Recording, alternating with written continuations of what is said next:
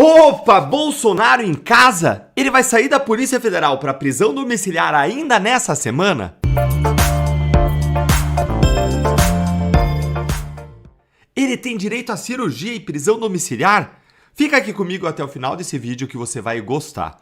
Hoje nós vamos pedir música no Fantástico, porque enfim nós vamos ter 3 notícias boas no dia. A primeira foi a aprovação do PL da dosimetria, que vai reduzir aí o tempo de prisão em regime fechado do Bolsonaro até a metade. Se você não conferiu, confere isso lá, que a notícia é boa.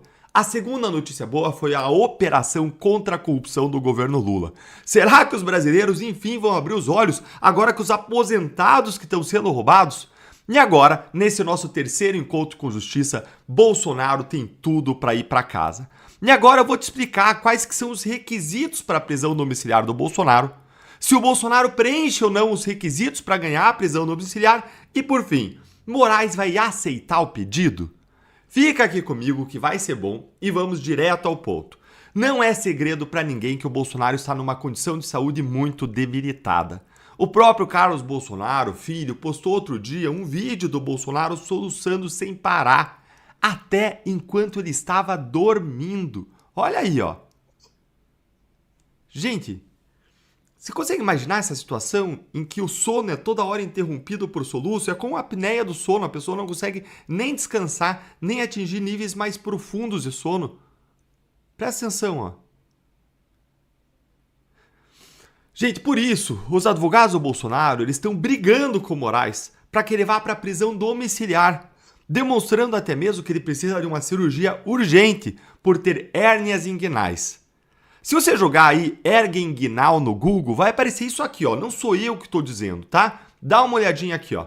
Hérnia inguinal é quando uma parte do intestino ou tecido abdominal empurra através de uma fraqueza da parede muscular da virilha, formando um abaulamento, mais comum entre homens, que pode ser indolor ou causar desconforto, piorando com o esforço. Ou seja, uma alça do intestino sai ali para fora. E aí o tratamento principal é a cirurgia, especialmente se houver sintomas como risco de encarceramento, prisão, né? Ou estrangulamento, morte do tecido, estrangular a alça que saiu, ou uma emergência médica aí que requer cirurgia imediata. Por isso que a defesa do Bolsonaro está brigando com o Moraes pedindo cirurgia e prisão domiciliar. Ou seja, gente, é uma situação aí que precisa de uma atenção urgente, porque a qualquer momento pode acontecer um estrangulamento da alça intestinal, um risco que é agravado pela facada e por cirurgias anteriores.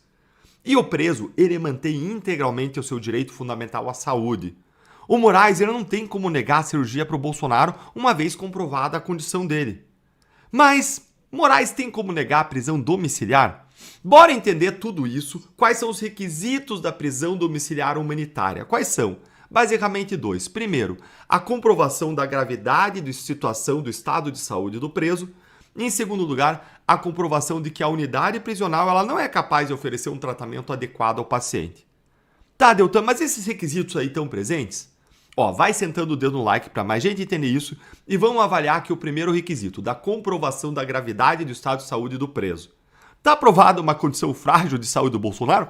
É claro que sim, não precisava nem de perícia, mas é lógico. A defesa do Bolsonaro, ela apresentou para o STF uma série de exames, de provas, provou que o Bolsonaro está com 2 hérnias inguinais. E além da situação de saúde do preso, o segundo requisito está presente? Lembra que o segundo requisito é comprovar que a unidade da prisão não é capaz de oferecer um tratamento adequado ao preso? Aí, gente, fica mais claro ainda, porque os exames do Bolsonaro demonstraram a necessidade até de cirurgia. Como que alguém vai imaginar que a Polícia Federal consegue dar um tratamento adequado ao preso nessas condições? Gente, a PF disse que o Bolsonaro, se acontecer alguma coisa, ele vai ser atendido pelo SAMU, por uma ambulância. Em caso de necessidade, não vai ser um médico especializado, vai ser a SAMU, que não tem médico especializado, quando a condição do Bolsonaro é complexa, é conhecida e precisa de atenção especializada.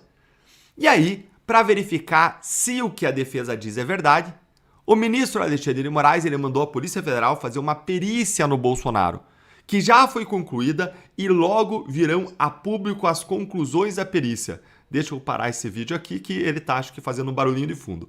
Olha só, então, o Moraes mandou a Polícia Federal fazer uma perícia no Bolsonaro porque ele duvida de tudo, ele quer talvez postergar a prisão domiciliar, deixar o Bolsonaro preso numa prisão mais tempo, só que essa perícia aí já foi concluída, logo virão a público as conclusões e nós só podemos esperar, torcer e orar que os servidores da Polícia Federal sejam tão competentes quanto os médicos do Bolsonaro ou que tenham uma competência suficiente para testar o que está acontecendo e que eles tenham especialmente independência em relação ao ministro Alexandre de Moraes para afirmarem a necessidade da prisão domiciliar.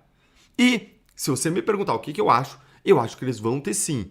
A equipe da Polícia Federal é muito ampla.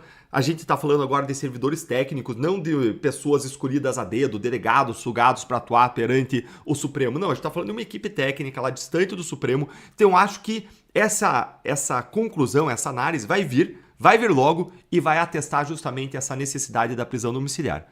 E para fechar, vindo as provas, vindo a perícia, o Moraes ele vai aceitar o pedido da prisão domiciliar? E eu acho que sim, mas deixa eu ser transparente aqui com você. Não tem nunca certeza sobre o que o Moraes vai decidir, porque ele é negacionista em relação aos fatos. Veja o que aconteceu com a prisão do Felipe Martins. Ele destrói a Constituição e a lei. E vamos lembrar que ele demorou tanto a decidir pela soltura do Clesão, que tinha problema de saúde, que ele faleceu, mesmo com parecer favorável da PGR. O Moraes ainda também não decidiu sobre a prisão domiciliar do Augusto Heleno, que já tem parecer favorável do próprio PGR. Então, eu não tenho como cravar, como afirmar que o Moraes vai fazer, mas sim, tudo indica que ele vai decidir até o final da semana e a minha opinião é de que ele vai dar. Por quê? Porque no caso Bolsonaro a responsabilidade é muito grande. Se algo de ruim acontecer com o Bolsonaro, e Deus o livre disso, haverá uma condenação pública muito grande sobre Moraes. Que Deus livre Bolsonaro e Moraes aí não vai ter essa consequência de uma condenação pública decorrente aí da injustiça, do agravamento das injustiças que ele está praticando. E é bom a gente lembrar, gente, que a prisão domiciliar humanitária, ela não é um privilégio do preso. Ela não é um favor, não é uma caridade do Moraes, ela é um direito. É um direito por condição de saúde debilitada. Dá uma olhadinha aqui no que disse sobre isso o Vladimir Aras, que é procurador regional da República, professor do processo penal e alguém isento para analisar isso. Olha aqui esse post aqui do Vladimir. Se os documentos médicos comprovarem que o ex-presidente Bolsonaro está extremamente debilitado por motivo de doença grave, que é o que diz o Código do Processo Penal, e que lhe falta assistência médica adequada no estabelecimento prisional, ele tem o direito ao cumprimento da sua pena em prisão domiciliar humanitária. E o Vladimir cita aí, nesse fio dele, nessas postagens do X, uma série de precedentes. Ele explica que a prisão domiciliar ela não é uma particularidade do Brasil, ela existe no mundo. E ele lembrou que em outros casos médicos bem menos severos do que o do Bolsonaro, foi dada a prisão domiciliar até mesmo por Moraes. Por exemplo, ele lembrou do caso do ex-juiz Nicolau dos Santos Neto, condenado por desvio de dinheiro público, peculato. E aí ele lembrou de outro caso que o próprio Moraes decidiu, o do ex-senador Fernando Collor de Mello. Dá uma olhada aqui no que o Moraes falou nesse caso do Collor. Ele disse, aspas, Moraes falando, gente.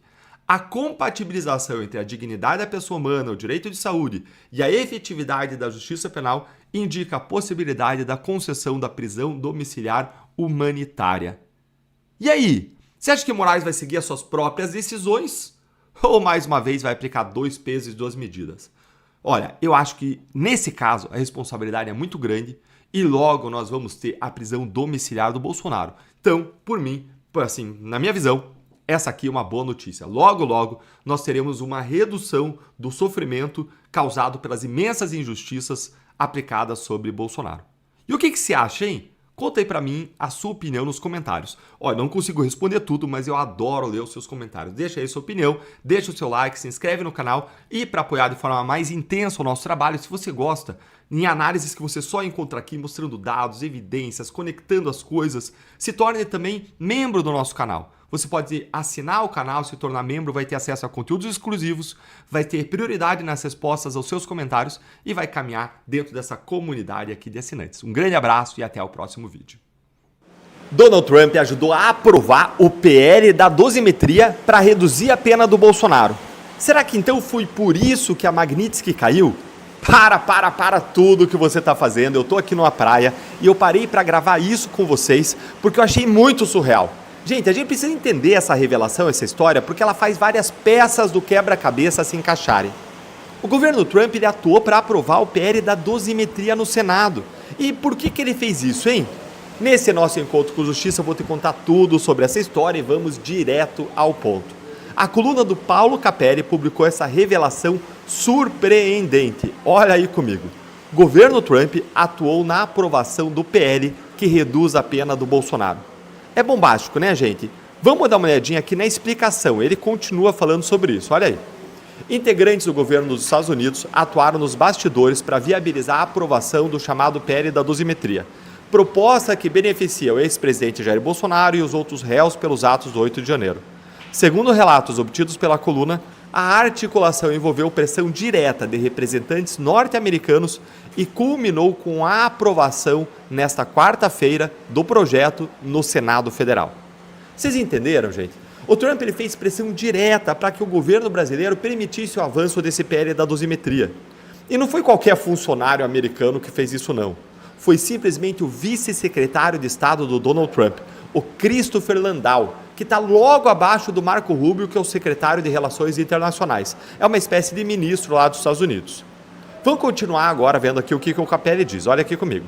Por meio de ligações telefônicas a membros do governo brasileiro, o Landau pressionou auxiliares do Palácio do Planalto a avançarem com a proposta, em troca de possíveis progressos nas negociações tarifárias entre os dois países. Então vejam, o que a matéria está dizendo é que o governo Trump ele foi um dos principais responsáveis pela aprovação da dosimetria, oferecendo ao Lula, em troca, avançar nas negociações sobre o tarifaço. O Capelli diz que as autoridades americanas chegaram a parabenizar o governo brasileiro. Olha aqui, ó. De acordo com as informações, após a aprovação da matéria, um integrante da gestão de Trump telefonou para uma liderança do governo brasileiro, parabenizou o resultado e afirmou que a medida representava um passo na direção certa. Olha, isso aqui, gente, casa com muita coisa. Eu vou te mostrar duas coisas que parecem confirmar isso. Enquanto eu te conto, vai sentando o dedo aí no like, vai se inscrevendo no canal, ativa o sininho aí e vamos lá. Ó. Uma notícia é de que no Senado, os parlamentares do governo eles fizeram um acordo para votar o PL da dosimetria. Olha lá comigo aqui, ó. Acordo do Senado para a dosimetria envolveu 20 bilhões do orçamento. Então os parlamentares do governo eles fizeram um acordo para votar esse PL da dosimetria e teve até senador que denunciou publicamente esse acordo, que foi liderado pelo próprio Jacques Wagner do PT. Em troca, nós sabíamos que o PT ele tinha conseguido a votação do projeto do governo de elevação dos impostos. O governo está com a corda no pescoço e queria aumentar a carga tributária, aumentar a arrecadação, inclusive com taxas sobre as bets. E aí a segunda coisa que fecha com esse apoio do Trump é o fato de que o STF ele não vai derrubar a dosimetria. Essa era a minha aposta que eu contei para vocês ontem aqui no canal, mas agora saiu na imprensa de forma clara. Olha aí, ó. STF não deve rever dosimetria que foi aprovada no Congresso. E o que o STF ganha com isso, hein? Recentemente a gente viu que a Magnitsky caiu e estava muito nebulosa essa história. O governo americano ele tinha justificado a derrubada da sanção justamente com o avanço do PL da dosimetria, mas não estava claro se era realmente por isso, até porque ainda faltava passar no Senado. E agora parece que as peças se encaixaram. Parece que o governo americano ele tirou a Magnitsky no contexto do avanço desse projeto como um sinal para ver de fato, para acontecer na realidade a redução das penas do Bolsonaro. Embora a matéria ali do Capelli fala que envolveria a questão do tarifaço, o que teve de concreto é a queda da Magnitsky, não tem como a gente não juntar esses dois pontos. Claro que a gente não descarta aí outros interesses, outras negociações, inclusive por parte do governo Trump, benefícios, Venezuela, terras raras, mas está tudo ficando mais claro.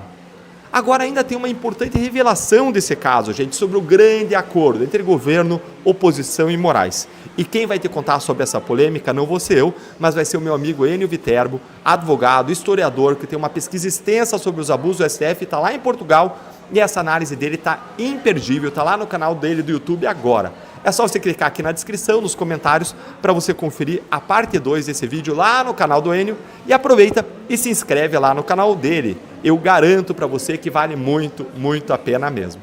Um grande abraço, até o próximo vídeo e que tenha um começo de final de semana abençoado e abençoador para você e para sua família.